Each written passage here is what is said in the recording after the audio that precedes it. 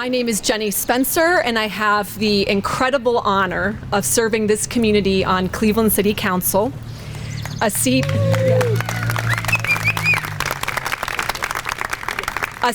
once held by Judge Raymond Pianka.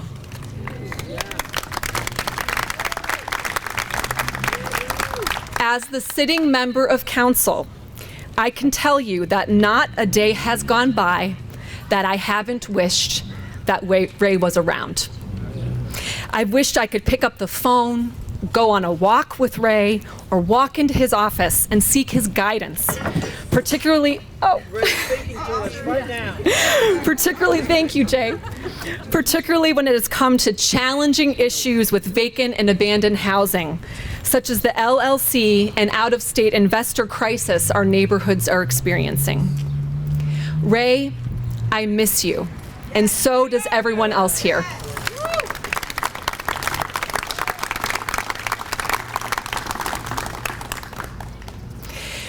But before proceeding further, I want to start with a hearty welcome. In addition to Ray's wife, Karen, and daughter, Kirsten, and our wonderful speakers from whom you will hear shortly, I want to welcome current and former elected officials. If you are a current or former elected official and you are able, please stand up, if you're able. I see this is Housing Court Judge W. Monet Scott, our current sitting Housing Court Judge in the front row. Thank you, Judge Scott. Jim Rakakis, former City Councilman. Jay Westbrook, former City Councilman. Former Councilman Matt Zone, in the back with the shades and the snazzy ball cap. Chris Harsh. We have Councilman Chris Harsh, my council colleague on Cleveland City Council, representing Ward 13. Former Councilman Tony Brancatelli.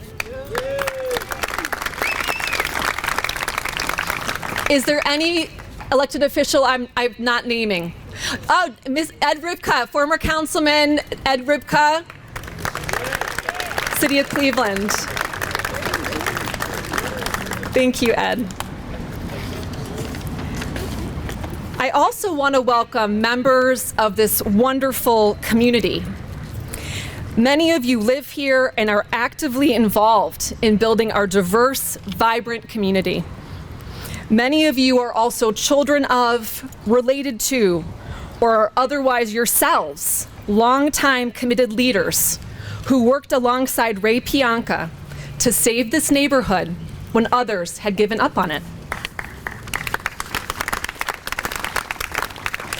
I'm thinking of names like Yolanda Creation, Miriam Ortiz Rush, Daryl Rush, Donna Gagnon, Michael and Mary Zone, Jeff Ramsey, Mimi Elliott, and so many others.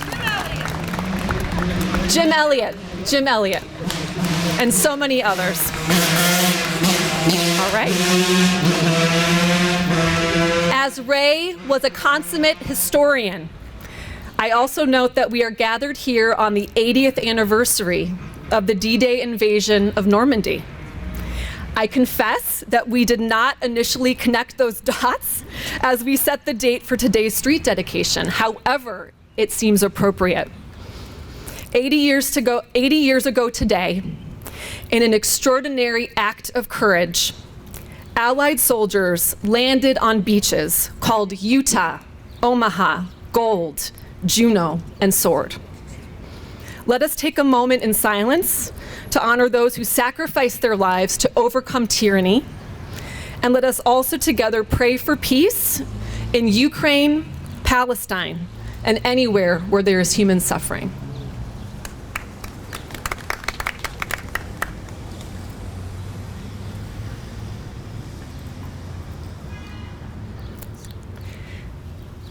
June 6th is also a special day for Ray and Karen Pianka. June 6th, 1969 was the day of Ray's high school prom with Karen Olson as his date.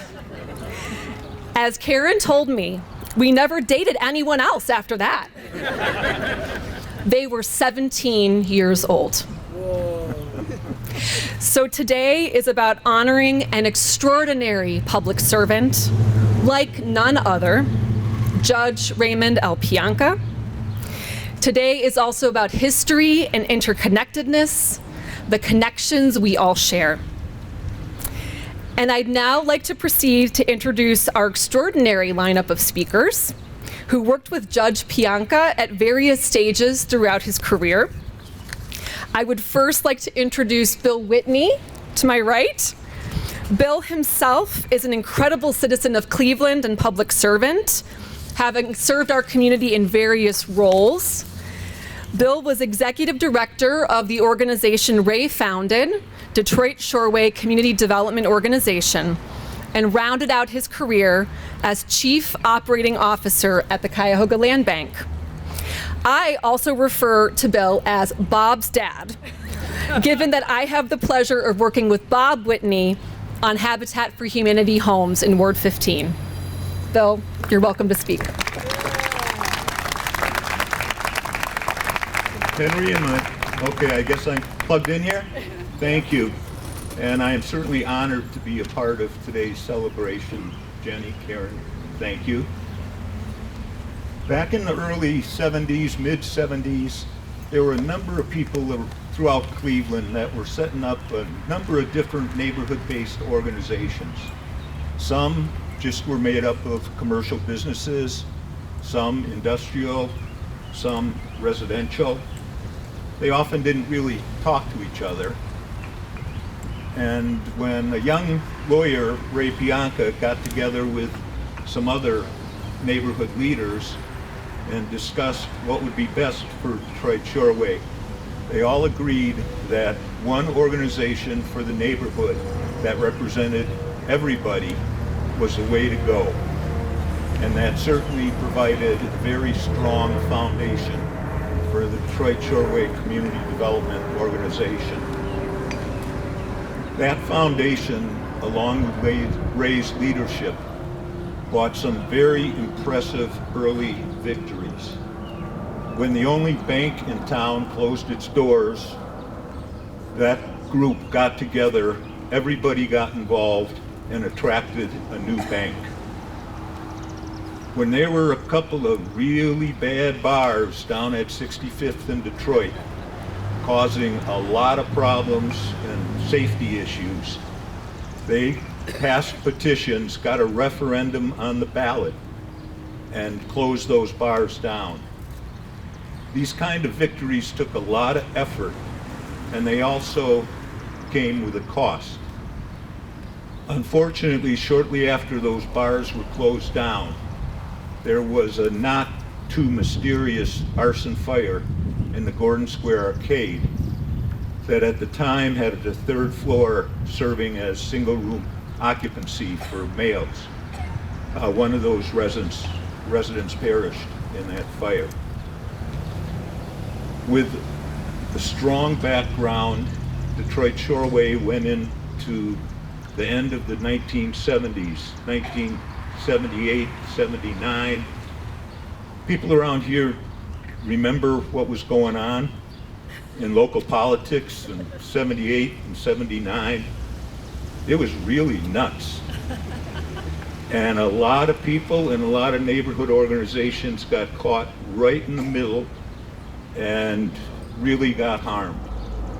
Under Ray's leadership, Detroit Shoreway walked that line right down the middle and came out stronger. I consider that one of the major victories of the time for Detroit Shoreway. When Jimmy Carter was president, he set up a National Neighborhoods Commission to take a look at neighborhood organizations that had been blossoming up across the whole country.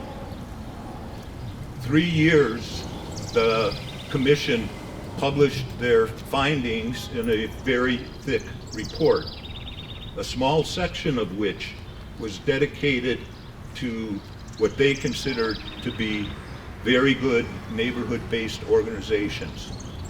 Detroit Shoreway was written up in that report.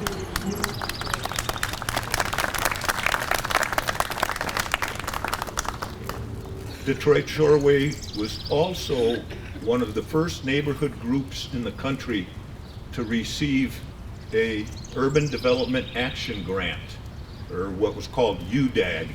It was a federal grant that was created primarily to service downtown redevelopments.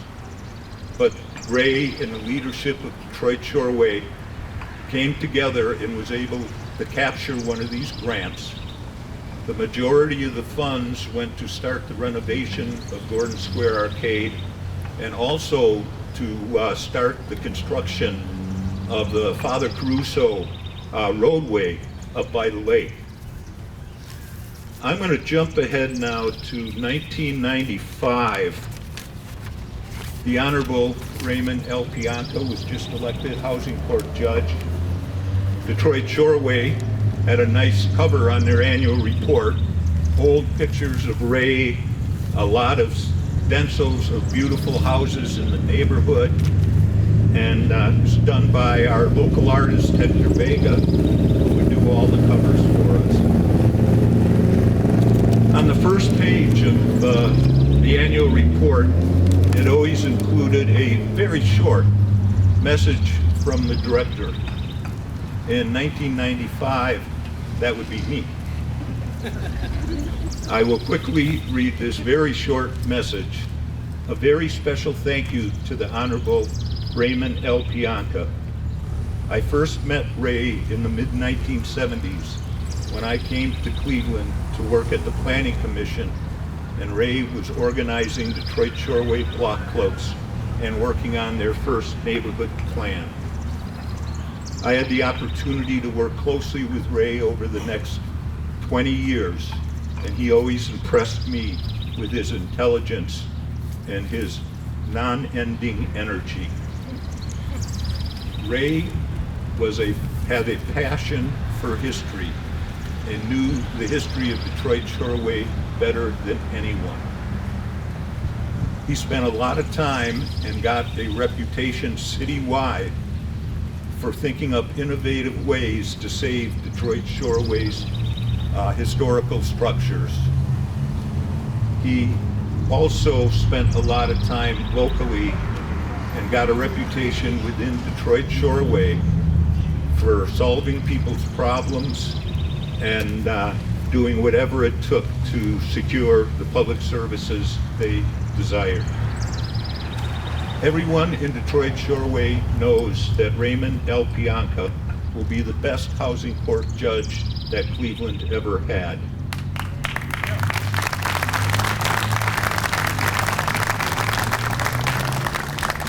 Some, however, worry, and they ask me, with Ray being so busy as a judge, will he still have any time to help with Detroit Shoreway's neighborhood cleanup days and Detroit Shoreway's anti-graffiti days and Detroit Shoreway's CB radio safety patrol days?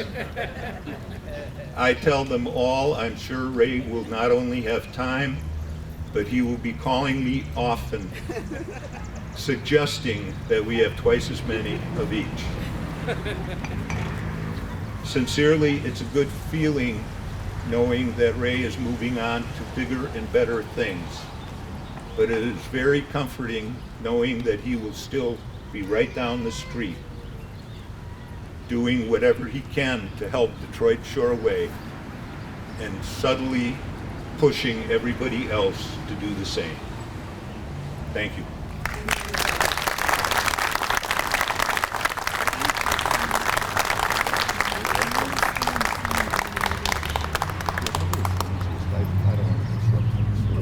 Thank you so much, Bill. I'd now like to introduce our next speaker, Jay Westbrook.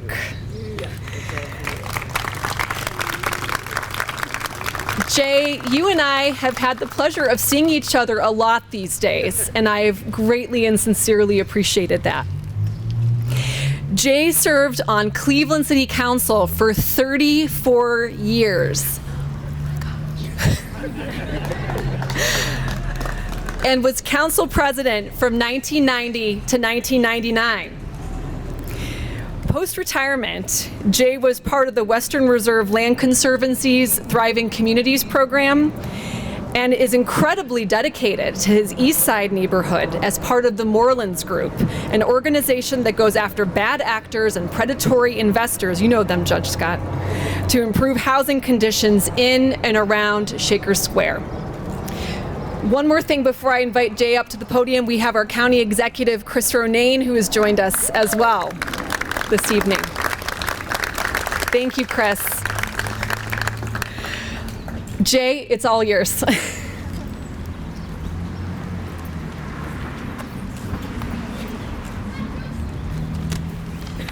Thank you very much, Councilwoman Jenny Spencer. I was thinking of Judge Scott next. So I've just kind of blended them together here, legislative, judicial, you know, it's, in fact, if I've got any functioning brain still, we'll see. So it has really been a pleasure working with Jenny Spencer over the last couple of days, and some people might figure out what some of that work has been about. It's been right in the heart of Ward 15 now, and it's place makes a difference, as Ray told all of us, and we're going to see how we shape a place called Cadell Commons to bring about a new school. So thank you, Jenny, and I can't think, honest to God, I can't think of a better, more fitting council person to have stepped into the shoes of Matt Zone and taken office in the ward essentially founded by Ray Pianka and then Jenny Spencer. The obvious characteristics are service through a CDC and now legislative service, and I'm going to say a few things more about that. To the Honorable Judge Scott, you have taken on an arena that has been left with its mark by Ray Pianka, and I'm sure you know that, and you're carrying on that tradition in very honorable ways. To all the other elected officials, let me say that Ray's service to the Detroit Shoreway CDC was followed by that dirty work of running a political campaign to be elected to the Cleveland City Council. And Karen Pianka and Bill Callahan over here were the two people that tried to take the reins of this wild pony, Ray Pianka, to shape his energy and his commitment to the community into an effective campaign. And boy, was it effective. Karen and Bill brought order and direction, and Ray brought energy and commitments. I mean, if you weren't on his newspaper delivery route, you had probably been on his help the neighbor with their house next door experience, because Ray had connections everywhere he went. So in 1985, now when I said that number, I got to wondering, raise your hand if you were born after 1985. Oh my gosh. Alan, the truth teller over here, is it's starting to seem like some years ago. And Ray knew that without the kind of energy and purpose that he could bring to City Council, politics would just be an empty shell. So Ray helped to write a new era in Cleveland City Council. In 1989, Jim Rokakis, myself, Ray, Dan Brady, number of others, helped to create the post-George Forbes Cleveland City Council. And that council brought to work principles and purpose. it brought a sense of direction that Ray really embodied. As the chair of the Community and Economic Development Committee, Tony, it now has a new name, and but that committee understood that the time for handing out political plums through the block grant for obedient political following was over, and that the time to put those dollars to work for the good of the community had now begun. And it began under the leadership of Ray Pianka. Ray understood that community development block grant funds were not his or the council president's private war chest for political advancement. They were dollars of the taxpayers that needed to be put to work for the good of the community. And Ray understood that the way to do that was the same way that he had worked with Detroit Shoreway, to help shape build upon the assets of communities and to tackle the issues and problems that face the community. And these dollars went to housing reinvestment, went to support the operational funding of community development organizations. There was no order of distribution. There was free and open, equal distribution of block grant funds across the board, friend or foe. Your neighborhood deserved the block grant funds, and they got them under Ray Pianka's leadership. That's all right, yeah. Remember the days of progressive ideals? They're coming back, so stay tuned. Ray saw the Community Development Committee and the work of community development as a link, a vital link, between the political leadership at City Hall and the needs and concerns of communities. He knew that block grant funds should be used to advance the work of CDCs. And because of that, he built on the work he had done that Bill has already talked about, where a community-wide collaborative of CDCs had come together. He laid the basis for Frank Ford's work with VAPAC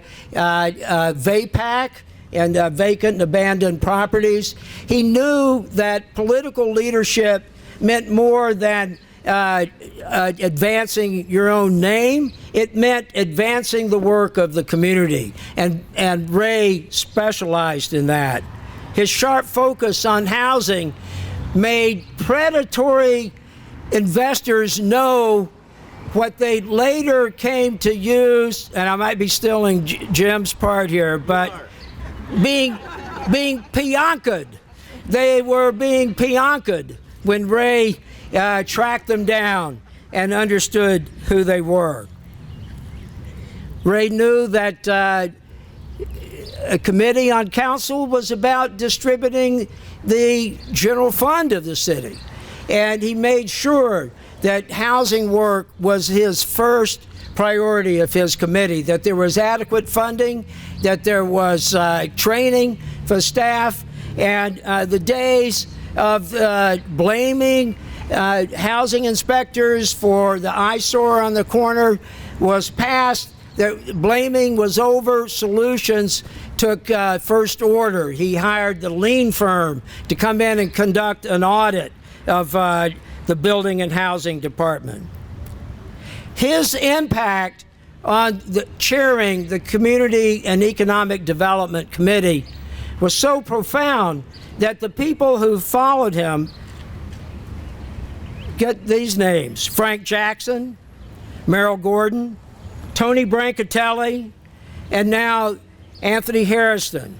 And I'm sure in short order we might be hearing Councilwoman Jenny Spencer in that position. So Ray's vision and leadership has carried forward for decades. It's been built upon like the best design of an architect, designing every detail of what the work should be. And it's been carried out by all of you, by each and every one of you in the community, in elected office, in journalism, in countless ways. The word and the message of Ray Pianka lives on. Thank you for being here today.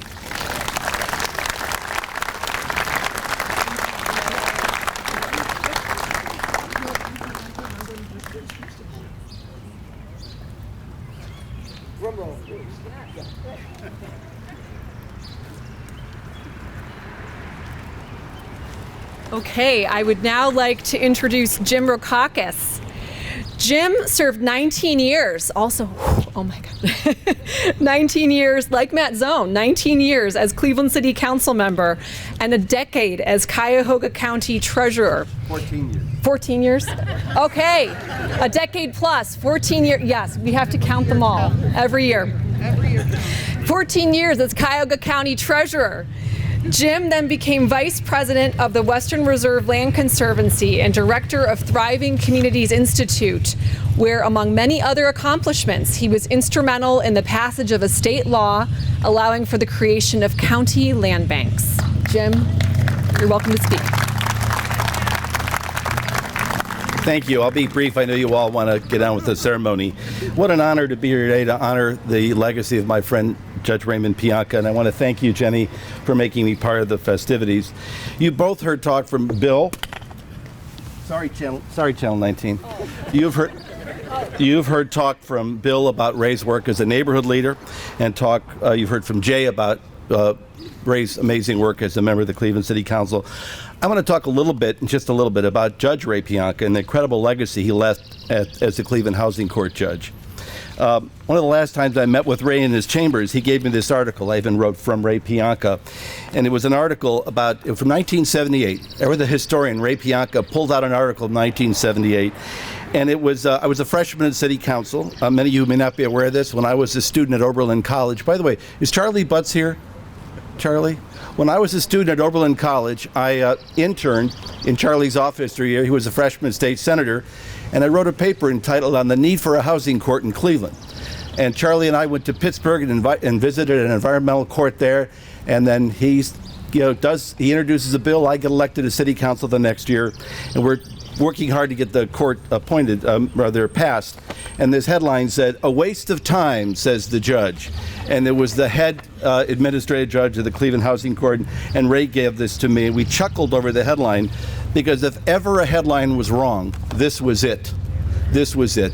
The court has been incredibly valuable. Nothing could be more untrue than that statement. And that's because a man named Raymond Pianka took that bench and helped it to realize its full potential.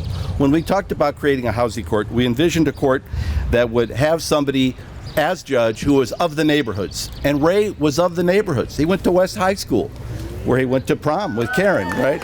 West High. Rhodes Ram here. I don't know if any other Rhodes Rams here? No. He was of the neighborhood. And he not only was from the neighborhood, but he served as the director of the Community Development Corporation. He was a city councilman. We also envisioned somebody who understood the law.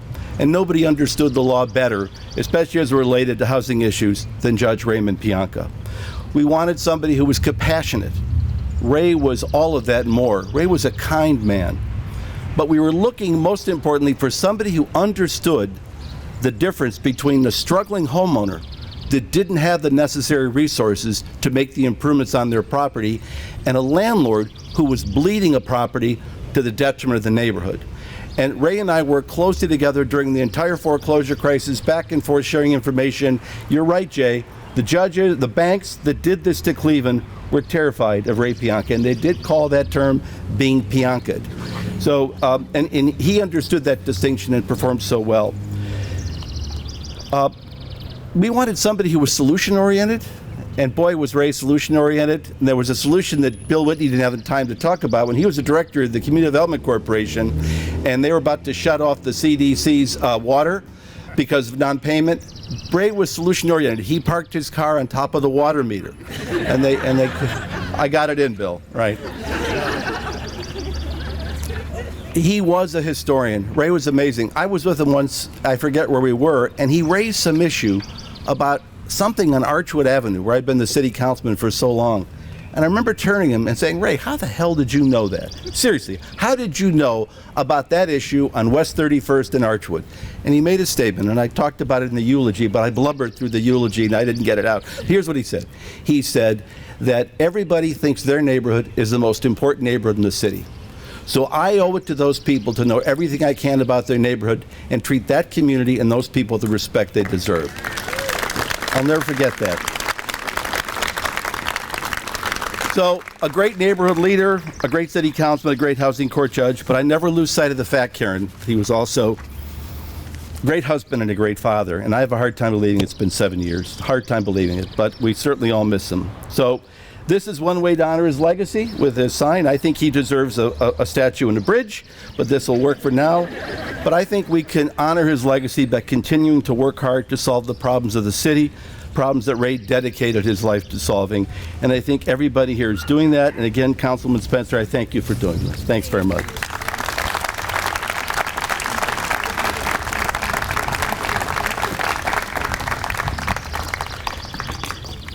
I think there's a few other elected officials who arrived that I want to recognize briefly. I saw Judge Kevin Kelly arrive. He's here. Okay. Judge Kevin Kelly, former Councilwoman Anita Gardner is here. Hi, Councilwoman. And I'm so sorry if I forgot to mention Tristan Rader, Lakewood Councilman, and Tristan Rader was here earlier too. I'd now like to invite up our final speaker, Kirsten Pianka.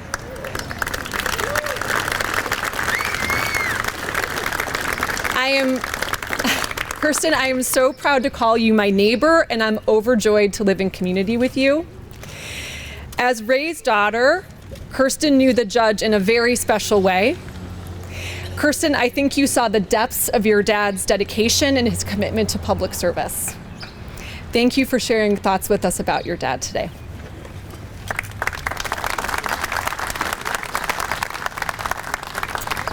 Hi everyone, thank you so much for being here today. It really means a lot to me and my mom. I want to start by thanking, Councilwoman Spencer, Heather Lazar, and the Ward 15 office for their work in planning this event, and Alan Dreyer for his work not just on this initiative, but for his support to our family over the years. I also want to thank the residents of West Clinton who engaged in the name designation approval process. Thank you.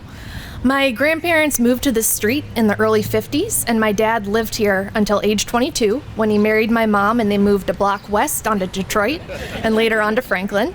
My dad never lived more than a block away from this street during his whole life. From an early age, he was invested in what went on West Clinton. In 1962, at 11 years old, he and Kathy Clarity circulated a petition for tree planting on the tree lawns that were left bare as the result of a 1953 tornado. The petition was successful, and the city planted several maples along the street. Even those who didn't sign the petition were able to receive trees, much to my dad's delight. It showed that everyone can benefit from the advocacy of a few.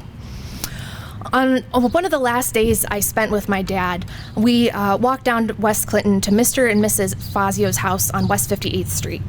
My dad had been wanting me to meet the Fazios, tour their beautiful Victorian home, sample the delicious homemade espresso, and the wine that he sometimes helped Mr. Fazio make. I think my dad was thrilled for me to meet a longtime neighborhood resident, originally from Sicily, who, like so many in Detroit Shoreway, had emigrated from another country and came to call our neighborhood their home.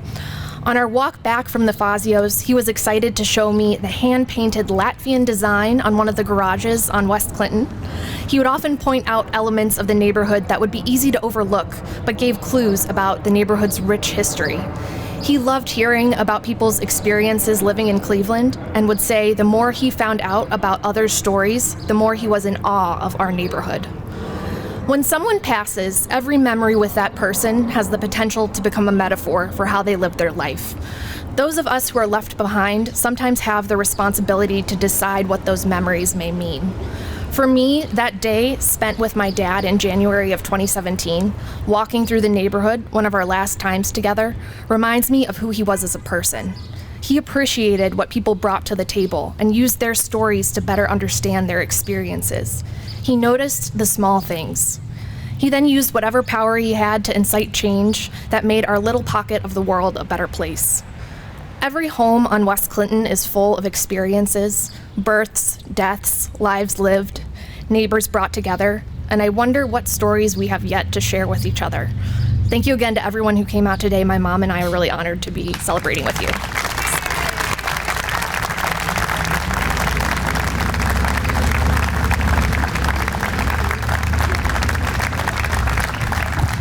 Okay, it is almost time. It is almost time for the street dedication itself. But to round us out, I have a few more things to share. I have a few thank yous to offer also, in addition to Karen and Kirsten. I want to thank Alan Dreyer, a friend to so many of us, who was instrumental in putting together our event today. Absolutely. The Ward 15 Council Office staff, Heather Lazar and Joseph Nasser. Heather has been working on this initiative for about a year and put the special touch on so many of the elements that you're seeing today. Our husbands, my husband Mario Martinez and Heather's husband Brian Lazar, who are here helping. I saw Northwest Neighborhoods Executive Director Bridget Kent Marquez here, and their board chair Anna Perlmutter was here, is here. Thank you, Northwest Neighborhoods. Bethany Presbyterian Church and Pastor Sharon for hosting us today. Karen, you and Ray were married here, correct? What was the date? What was the date? August 1974, right in this church, Karen and Ray were married at Bethany Presbyterian Church.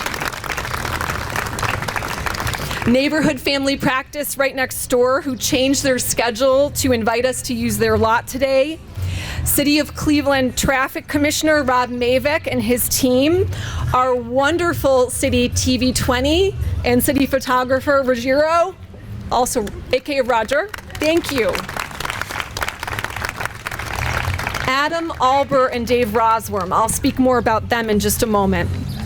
As Kirsten mentioned, all the West Clinton residents who signed the petition for this honorary street dedication, and all others of you who have contributed to today's event in ways large and small. I want to indicate a couple more things. If you haven't gotten to see it yet, on the back table behind our TV cameras, so you can see it when we conclude and mingle and enjoy our time together, there is a news article on the back table entitled, "Youngsters' Effort Got New Trees." This is courtesy of Karen Pianka and Mimi Elliott. In this article, an 11-year-old Ray Pianka petitions his city councilman, Michael J. Zone, to plant new trees on West Clinton Avenue. Yes. Also at the back table are packets from Seeds for Hope that you may all take with you. Ray loved plants, seeds, and bulbs. Mimi Elliott has shared, if you see these red armbands, it is WWRD, the number 4 CLE. What would Ray do for Cleveland? Jim's idea, wonderful. I also want to direct everyone's attention to something special. 6310 West Clinton was Ray Pianka's childhood home. Following the ceremony, you are all invited, as you just on your own time, to stop a few doors down to 6310 to look at this.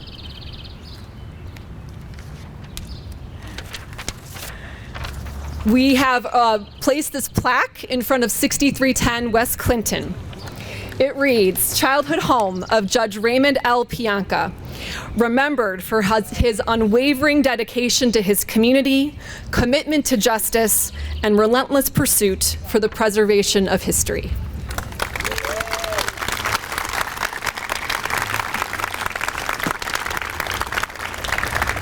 6310 is just a few steps away on the north side of West Clinton, and it is marked with an orange whirly. Okay, Heather put an orange whirly there for us, so you can easily spot the house. Thank you, Heather.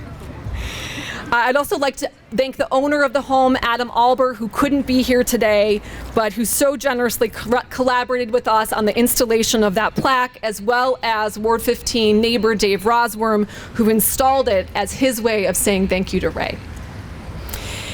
Karen and Kirsten, I'd now like to invite you to join me up front.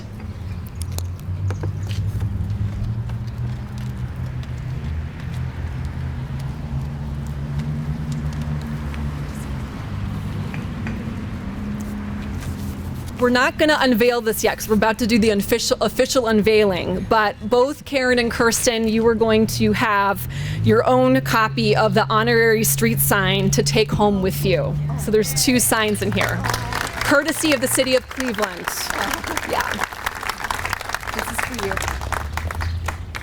And then we also have a copy for each of you, ordinance number 1372, 1372, 2023, giving West Clinton Avenue the honorary designation of Judge Raymond L. Pianka Way.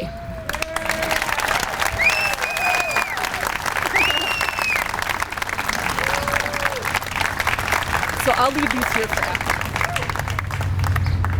So we're now, those of you who want to stay seated, you can. We're just going to move over. I'm going to ask Karen and Kirsten to join me below the street sign. My wonderful staff member, Joe, is going to provide some technical assistance as we do this. But we're going to unwrap the ribbon and pull the sheathing off the sign. And with that, our program will conclude